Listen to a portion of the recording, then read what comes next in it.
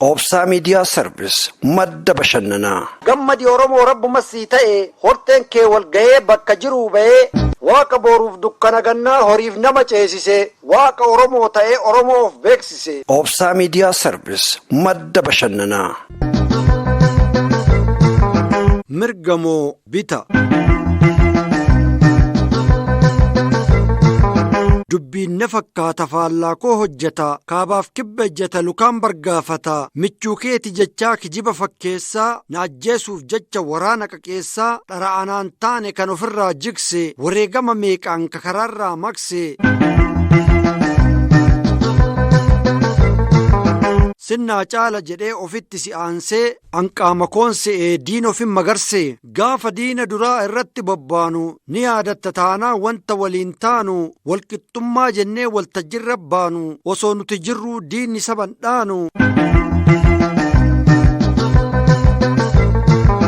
Adaadiinni lamaa kaasiif achaanu tokko yoo kuffifne hin dhabnu masaanu nu bulchuuf qophaayaa afaan mummuxatee mishaa achi dhiibaa hamaa maxxanfatee fedhii sabaa malee eenyu bulcha laata mee haqanaa himaa kun mirgamoo bita. Maqaa misoomaatiin maallaqa guurataa qabsaa'ota dhugaa kabalaasaa dhiitaa harkaaf lukaan deemaa saba burjaajessaa yoo ol ka'an taa'aa lolan jalaa dheessaa daba argeen dhiisuu qeerransi ni harqaa baraan wareegamuun kun bitamoo mirga. Gaara guddaa diignee biyya ifa baafnee gaafa qooda keenyaa nu ittiin qophoofne osoo carraa qabnuu kan qabne kenninee dukkana oficcufnee diina ifa baafne shiraan nu qoqqooddee gadheen nun bulchine karaa deemtuuf hattuun sanyoo nun godhanne. Rabbi maraa argaa mirga jennaan bita bita jennaan mirga sii ilbaanyi ka hojjatte mita sanyii natti himaa kun mirgamoo bita.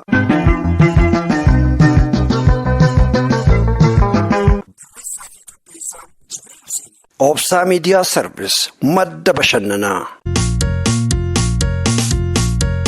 Irreessa irreeffadhu irree kee jabeeffadhu.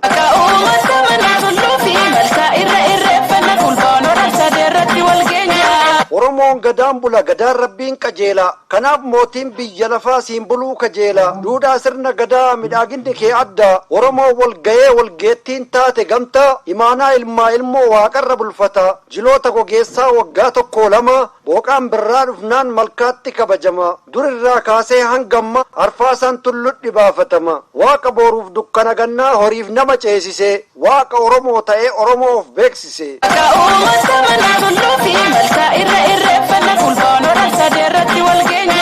Irreessa irreeffadhu irree kee jabeeffadhu tahin bayuu baasee waaqa gadaa hulluuqsise marga marqa jijjiiree jiruu abdachiise namaa dachii gammachiisee malkaa riqichoomsee fira wal garsiise horteen kuush wal ga'ee barii barraaqaan bahee uumama qabatee uumaa galateeffata hamtuu maganfatee toltuu waaqa kadhata araaraaf nageenya isaan wabeeffata waan waaqni tola ooleef irreen irreeffata irreessa irreeffadhu irree kee jabeeffadhu.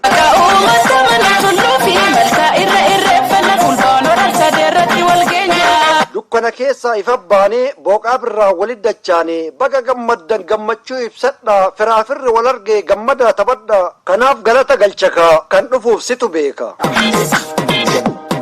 Yeroo bonni darbee ganna baa dabaree kanaaf galatoomi awwaarri nurraa taree bonni gannaan maree hoo jedhata maruu koree dooriif gadamoojjiin jila dhibaafata aananiif markaa miseensi gadaa qabata boorani dhibaafadhu dhibaayyuu itti beetta dooriin geggeeffadhu gaafa jila butta korma buttaaf buttee moonaa dhibaayyuu geessu sagaleen tasgabbii waca hin dhageessu Oromoon gaafa irreechaa wayaaf onneen qulqullu galata galchinaa waaqa itti bullu.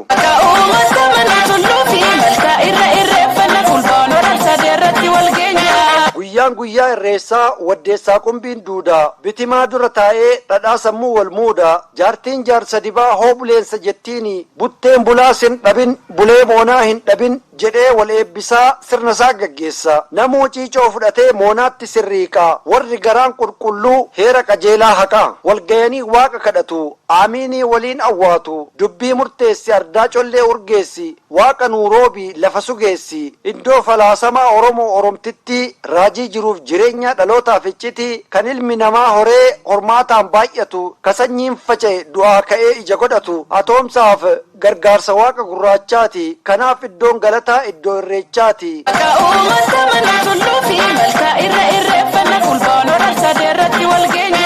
irreechi dinqa jalqabaa jabaa laafaa dhaqqaba kabajaaf ulfoo durfatanii quxisuu eebbifatanii giddugaleessi sabaa irreechi eenyuun dhaba oromoo finfinneen teetii itti irreeffadhu kan kalee yaadachiisaa ilmaan tee barsiifadhu handhuura oromootaa walgayii hayyoota gootaa fi goototaa kan abbaaf haawwata ati dhaloonni qubee dhaloota ol kaayuuf jalaa barreeffadhu barii hara finfinnee harsadee lammeeffadhu irreessa irreeffadhu irree kee jabeeffadhu.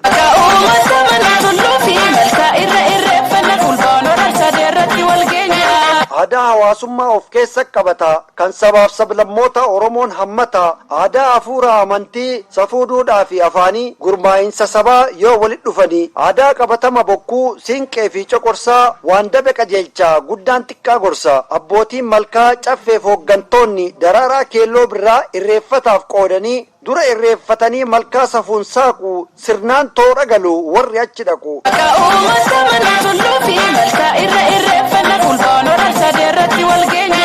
yoo qomoo wal qabatee malkaa irreechaa guutu miirri isaa gammachuu nama irreessa raawwatu waa meeqa keessa tarree har'a irreechaa wal garree ilmoon booranaa baareentuu wal bara qeerroo qarree ittiin bulmaata keenya oromoo oromtitti bu'uura dimokiraasii addunyaa har'aati dur oromoon caffee tokko bula bakka tokko bahee hamaaf tolaa gulaala saglan yaa'ii booranaa irreecha wal argina.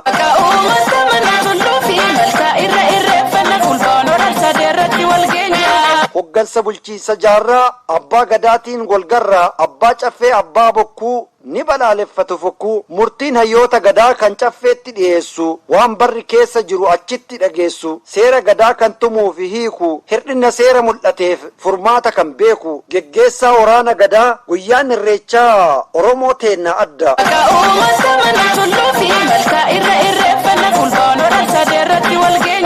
gammadi oromoo rabbuma sii ta'e horteen kee wal gahee bakka jiruu bahee si wajjiin irreeffata kan irreessa dhagaye tokkummaan kee fakkeenya adiin harka sii dha'e ardaaleen jilaa saddeeti irreeffadhu ardiin teeti tokkoon namaan hafu matakkalii raayya guutuu oromiyaa ilmaan abboo ayya dhaloota sabboonaa itti oomishaa deema kanaaf oromummaan itti guduunfama.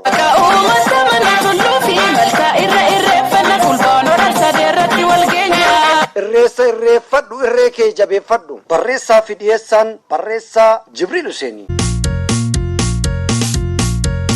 Obsaa Miidiyaa Sarvis madda bashannanaa.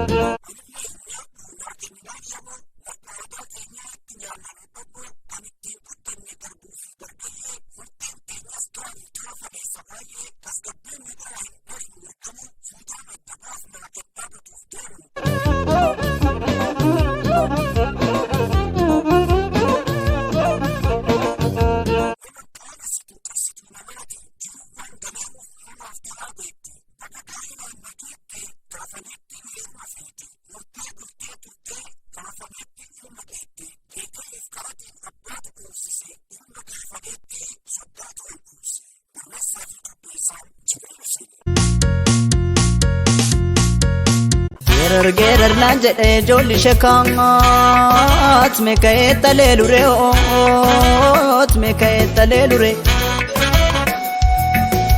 badi naan jedhee ijoolli shekaat badi naan jedha re'eet meeka'ee qajeelureetti meeka'ee qajeelure Haacaaluu dhuguma du'uu kee namanne kun akkamittaa jirra nuun hin jenne waliin gammadaa turre araa kiiloo gallee dhiichifnee taphannee bitaaf mirga laallee jirtuu eenyu jedha hacee ati deemtee saba eenyu dhiifte eenyuun bakka buufte booleen jirra jettee dhaqeetiin si dhabe hiriyoota kan kee argee garaan na dadhabe kurkura koo anaa nyaatu anuu of ollaalee haatee maalaa taatu goota koo ilmoondeessaa qeerransa Haacaalu du'een bada malee gadheen qeen dhaalu abbaa farda booraa bararaa jeetti kan kee baay'ee fagoo akki dandeetti jirra jettee boolee diinni maaf si qolee luyna gootomsitee sagalee kiilolee waltajjii barkumee kee'een turraa oolee boolee fi gullallee teenyuma yoomillee deemnee ittiin gallee abbootirraa dhaalle saba keef qabsooftee Oromoo koo jettee gochaan agarsiiftee kaan raagdee nuu keette bara biyyi ormaa lammii keenya miidhe cinaa biyyaa baasee kaawwan lafatti dhee qananiin hin jiru qalbiin dhamaatanii dirqamuma taanaan biyyarraa baatanii anaan nuun jette hacee galatoomi gumaa kee hin gatin uumaan dachiifsamii araaramnee turre finfinnee maal taate imaanaa si kennine Haacaaluu maa nyaatte biyya abbaa koo jedhee maqaa kee ol qabe osoma si faarsu haceen lubbuu dhabe. Geerar naan jedhee ijoolli shekaat meeka'ee talee lure oot meeka'ee talee lure badi naan jedhee ijoolli shekaat badi naan jedha re'eet meeka'ee qajeelureetti meeka'ee qajeelure. Obsaa Miidiyaa Sarvis madda bashannanaa.